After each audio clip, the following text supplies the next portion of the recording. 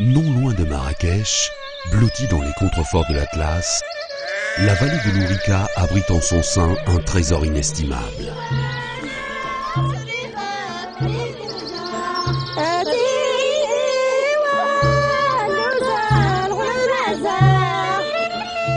Ici, ce trésor est surnommé l'or rouge, mais il est plus connu sous le nom de safran.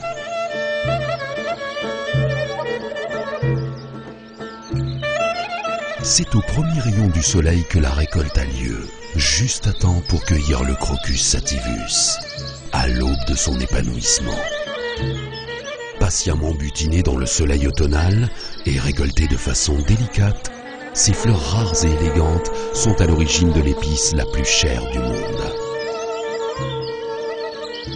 Toute l'attention et la douceur des mains de femmes sont nécessaires pour saisir ces fleurs fragiles et éphémères, dont les élégants pétales violines renferment le précieux pistil, objet de toutes les convoitises.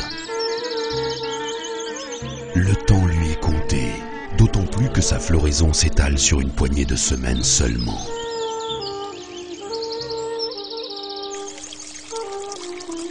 Comme tout trésor naturel, le safran répond à des étapes de conception rigoureuses. Après la récolte, place à l'émondage, qui consiste à dévêtir les fleurs une par une avec le plus grand soin.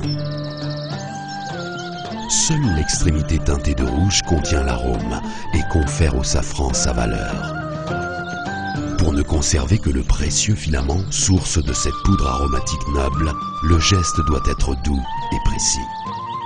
Quelques grammes de cette fameuse épice représentent de grandes quantités de fleurs, mais aussi des journées d'un patient ouvrage réalisé avec la plus grande virtuosité pour extraire du cœur de la fleur le substantifique or rouge.